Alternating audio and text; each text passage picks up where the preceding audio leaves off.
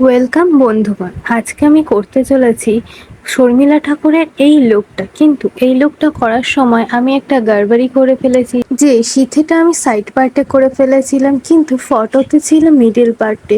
আর এটা আমি তখন লক্ষ্যও করিনি, আমি পরের দিন এডিট করতে গিয়ে এটা বুঝতে পারছি। আর এই লুকটাতে চুলটা ছিল ফোলানো, কিন্তু আমি যখন ভিডিওটা করছিলাম এতটাই গরম পড়েছিল যে আমার চুলের গোড়াগুলো সব ভিজেছিল, তাই আমি চুলটাকে ফোলাতেও পারিনি।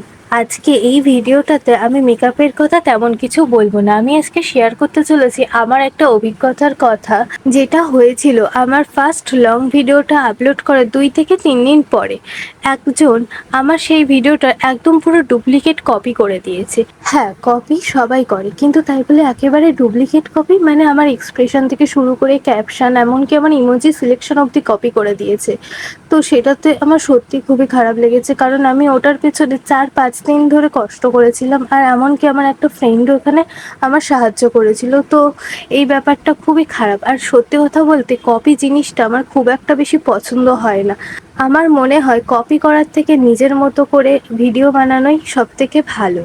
আর সবথেকে খারাপ ব্যাপার হলো সে সম্পূর্ণ ক্রেডিটটা নিজের নামে নিয়েছে। সে একবারও আমাকে জানাইও নি যে সে এটা করছে, মানে অন্তত আমাকে পার্সোনালি মেসেজ করেই জানাতে পারতো। এই ব্যাপারটা সত্যি খুবই খারাপ, কিন্তু এর একটা ভালো দিকও আছে। আমার কন্টেন্টটা ভালো হচ্ছে যে লোকে কপি করছে। আর সত্যি কথা বলতে এই জিনিসগুলোই আমাকে এগিয়ে যেতে সাহায্য করে। যখনই এরকম একটা জিনিস চুরি হয়ে যায় বা কপি হয়ে যায়, তখন আমার মনে হয় তাহলে আমি আরও নতুন কিছু বানাই, আর এইটাই আমাকে এগিয়ে নিয়ে যায়। আর সত্যি কথা বলতে আমি এখনও তেমন বড় ক্রিয়েটার হয়ে পারিনি যে লোকে আমাকে কপি করবে। তো তোমরা আমাকে অবশ্যই সাপোর্ট করো যাতে আমি আরও নতুন নতুন কন্টেন্ট বানাতে পারি। আর আমি যেটা বলছিলাম যে আমার কপি জিনিসটা এতটাই অপছন্দের যে ইউনিক কিছু করার জন্য আমি তো মাঝে মধ্যে আমার শাড়িতেও এঁকে ফেলি, যেটা তোমরা এখানে দেখতেই পাচ্ছ। এই যে এই শাড়িটা, এটা আমার নিজের হাতে আঁকা। এটা এখনো পূরণ হয়নি, কারণ এটা হচ্ছে আমার পুজোর শাড়ি। তবুও এই ভিডিওটা বানানোর জন্য আমি এটা ইউজ করেই ফেলেছি।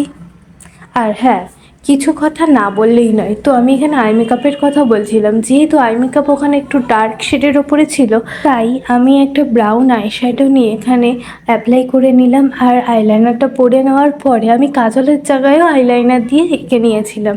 আমার কাছে পুঁথির হার বলতে এই দুটোই ছিল, তো আমি দুটোই পরে দেখছিলাম কোনটা বেশি ভালো লাগবে।